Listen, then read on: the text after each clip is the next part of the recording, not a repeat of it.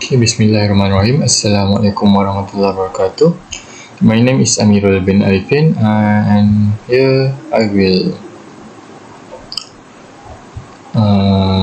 present about Power System Protection Technology of POBL project assignment by our group, that is Group 9. Okay, first of all, these are our group members. Okay, first myself, Amirul bin Arifin, DN200098. Okay, next Muhammad Fawaz bin Hashim, CN109136. Next, Engku Muhammad Shah Hakimi bin Engku Muhammad Unia, AN190109. Okay, fourth, Lionel Abun Line, AN190019. And lastly, Muhammad Aziz Farhan bin Abdul Karim, AN190141. Okay, this is our organisation chart. Okay, first of all, we have our project manager, Engku Shah. Okay, so he will do for part B, part C, that is design and calculation. Okay, next we go through to inspection engineer, Muhammad Fawaz. He will do part B, part C, design and simulation. Okay, so power system engineer, myself, I will do part A and compile the report. Okay, next manufacturing engineer, Lionel. So he will do part B, find detail about relay standard. And lastly, we go to infrastructure engineer, Muhammad Aziz. He will do timeline of the project and minute of meeting. Okay, so let's go through to my part. Okay, first I will explain about IEC 60255-151 relay standard. Okay, so we know that this standard is to specify minimum requirement for over or under current relays. This includes a specification of the protection function, measurement characteristic, and time delay characteristic. So this is the picture of a fault relay based on the standard. Okay, now we go to the specification of the function. Okay, in general, the protection function with its input, outputs, measuring element, time delay characteristic, and functional logic as shown below. Okay, this is the picture of the functional logic. Okay. Okay, so input and energizing quantities.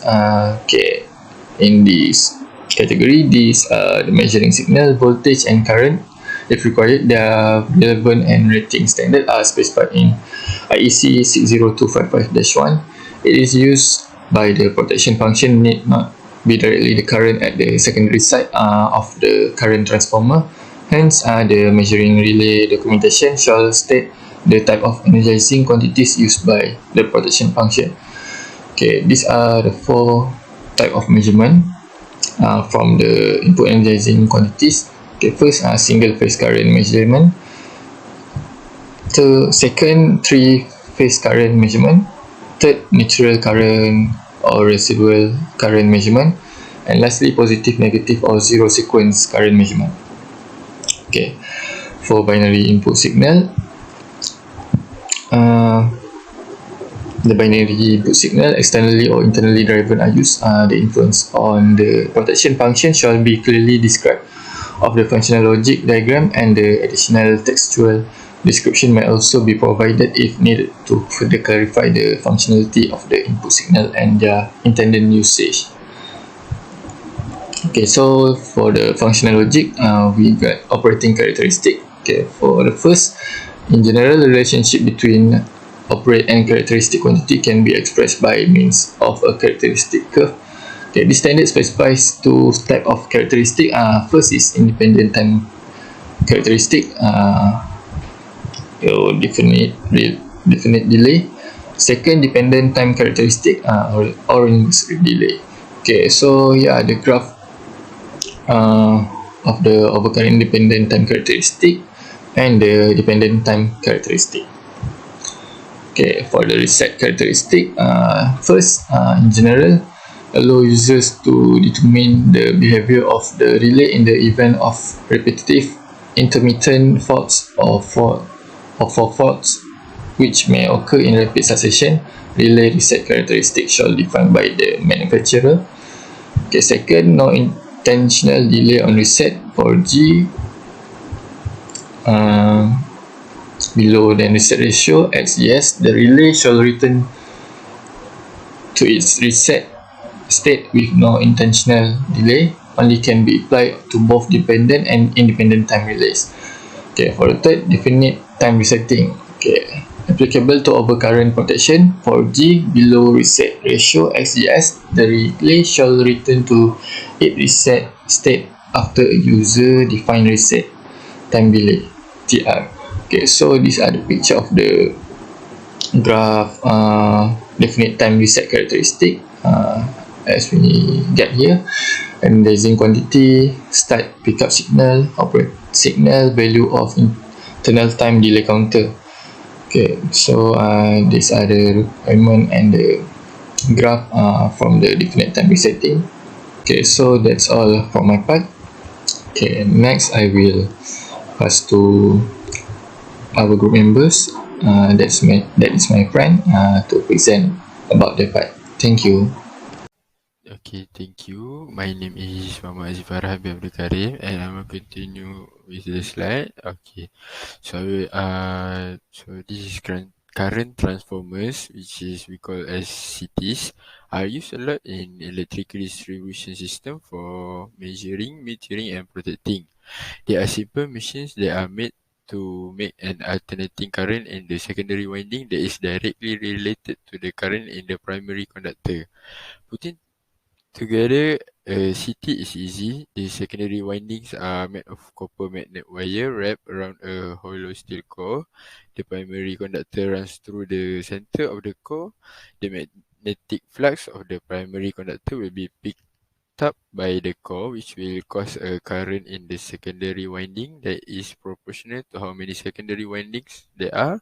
CTs can be made in many different ways, but their basic structure is always the same.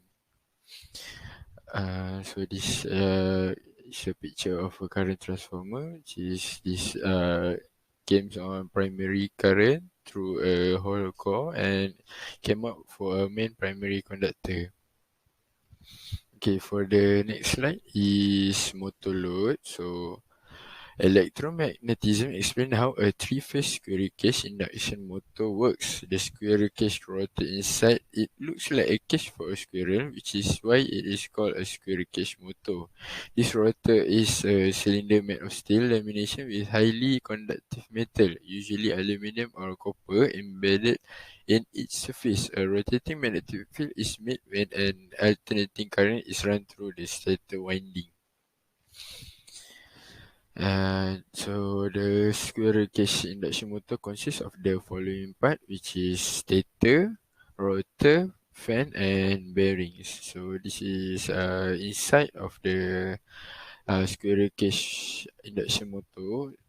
There's many, which is center of no stator poles, lines of flux, and many more. And the next slide is circuit breaker, which is a molded case circuit breaker. MCCB is an electrical safety device that keeps the circuit from overloading or short circuiting because of too much current. Because of their trip settings can be changed, MCCBs can be used for a wide range of voltage and frequency. They can handle current of up to 2500 ampere. Instead of miniature circuit breaker (MCBs), these breakers are used in large-scale PV system to protect the system and keep it from being connected to other system. So the MCCB use a temperature-sensitive device, which is the thermal element with a current-sensitive electromagnetic device, the magnetic element, to provide the trip mechanism for protection and isolation purpose. This enables the MCCB to provide overload protection, electrical fault protection against short circuit current, and electrical switch for disconnection. And for the last slide for my presentation is for cables, which is Almost always, you need a ground wire to keep things safe. It stops you from getting a shock from electricity. By adding a ground to the circuit, this kind of accident are less likely to happen, no matter if the ground wire is made of bare copper or HMWP insulation. Those working with the electrical circuit can feel safe knowing that a ground is set up. Copper grounding wire is often used in electrical work because it conducts electricity well and lasts for a long time. Copper wires also can be used for many different things. Most of the time, grounding wires are made of bare copper or gauge copper wire. And thank you.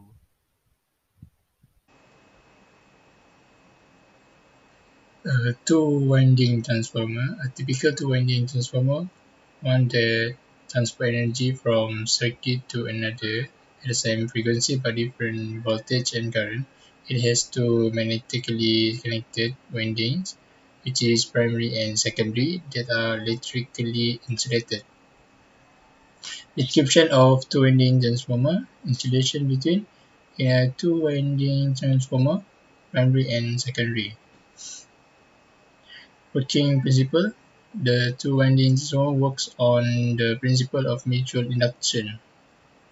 Efficiency: the efficiency of the two-winding transformer is less due to more copper loss in the two windings. For the internal impedance, the internal impedance of two-winding transformer is high. Voltage regulation: it has a good voltage regulation, and the application is two-winding transformer are employed for step up and step down the voltage for transmission and distribution process.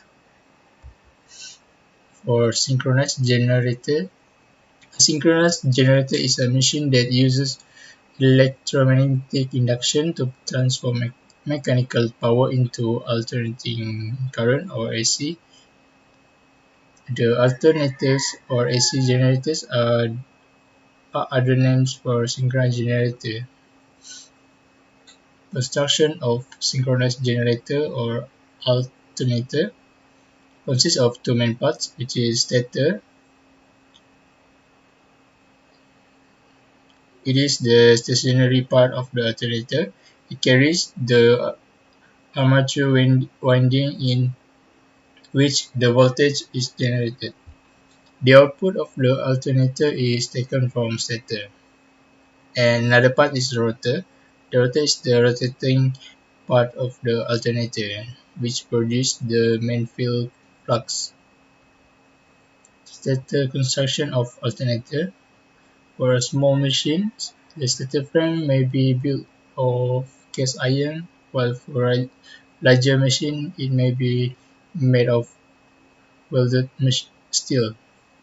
On the inside edge of stator core, slots are carved. In these slots is inserted a three-phase armature coil. For rotor construction of alternator, the field winding, which receive direct current from different DC source through two slip rings and is carried by alternator rotors, is powered by alternator, also called exciter. On the shaft of the alternator, the exciter is often a tiny DC shunt generator.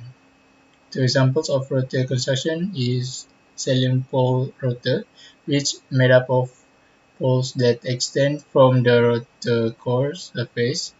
This entire setup is attached to the alternator shaft.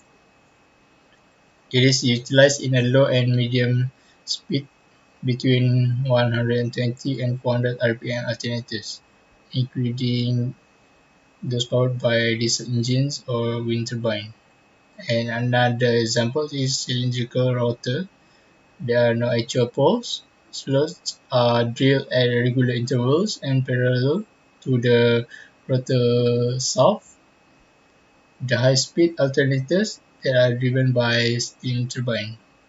That's all from me. Thank you. Assalamualaikum, and my name is Muhammad Fawaz, and I will continue with our project at part B. For the project, we use digital type relay and the relay characteristic to IEC 6022.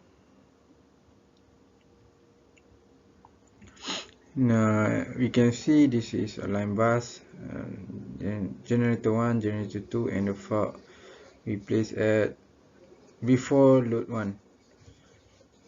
For generator 1, we set the overcurrent is 100% and the fault is 10%, and at generator 2 overcurrent is we set to 100% and the fault is 10%.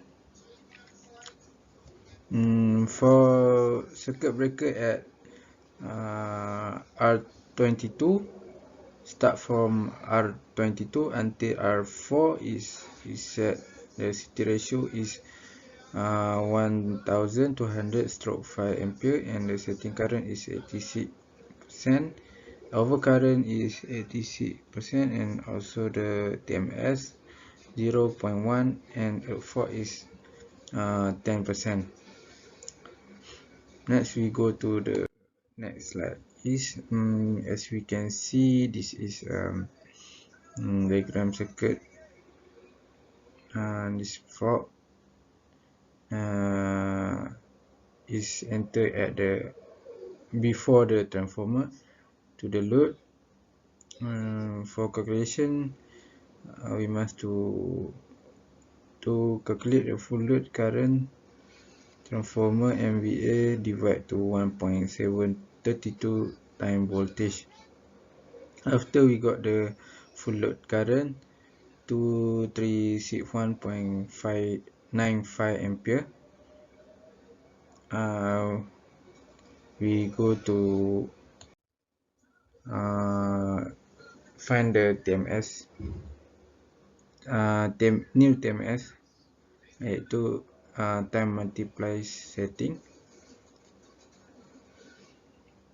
Okay, next we must to find the relay operating time ROT.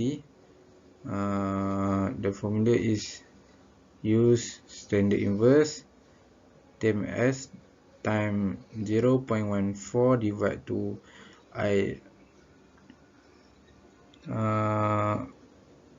squared to 0.02 minus 1. For generator 1 and 2, we got the relay operation time is 0.175 second, and the circuit breaker from R23 until R4 we got 0.297. When the fault is before load 1, the relay on generator 1 and generator 2 will trip first because the time relay operation is 0.175. Difference between the circuit breaker relay operation time is 0.297. This is happen because when the G1 and G2 have relay operation time bigger than relay operation time for circuit breaker at R22 until R4. This is will be a big trouble. Many fault can happen at the line bus. So when the relay operation time at load 1 at generator 1 and generator 2 is straight first, and they can protect the line bus. When the relay at G1 and Gen 2 is straight, and there's no current flow to the line bus. That's all for me. Thank you.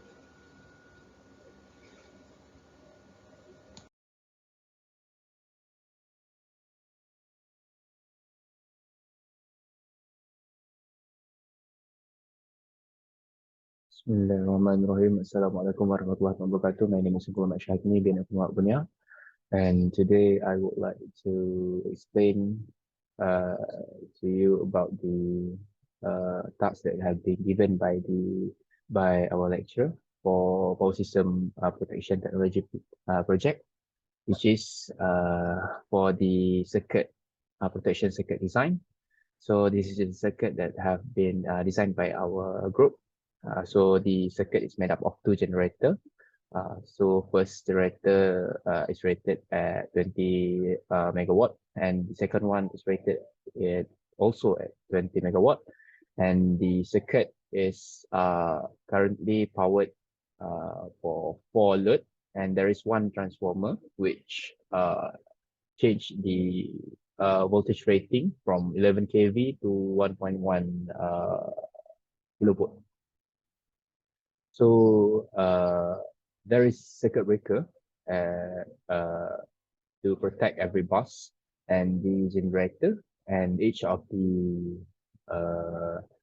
circuit breaker is fed with CT or current transformer, and there is also overcurrent relay which will detect the fault and send the data to the circuit breaker, and the circuit breaker will cut off the circuit if fault happen. So we'll test the first we'll have the testing for the fault. We'll have the example at if the fault happened at bus 1. So we'll just drag the fault station and we put right here at the bus 1. And then we wait for a while, and then as we can see, the X means the circuit breaker is functioning. So right here, CB1, you can see right here, it operating at 43.3 millisecond, and the second one also 43.3 millisecond. These two circuit breaker will cut the generator and cut the fault from going anywhere after the transformer. And just in case the circuit breaker 2 is not functioning, circuit breaker 3 will turn on to protect other equipment or other load. So the other circuit breaker is not functioning because there is also generator right here. So it is unnecessary to trip it down. This generator 2 will supply, will support the load 4, load 3, and load 2. So all of the load will be functioning. As we can see right here, there is zero voltage that have been flowed from the generator 1, since we have cut off we have cut off the generator circuit breaker. And right here also there is zero voltage. All of the voltage or the power is supplied from the generator 2. So this is the simulation for fault analysis or circuit protection design for the circuit if the fault is happening at load 1. Right. Thank you very much.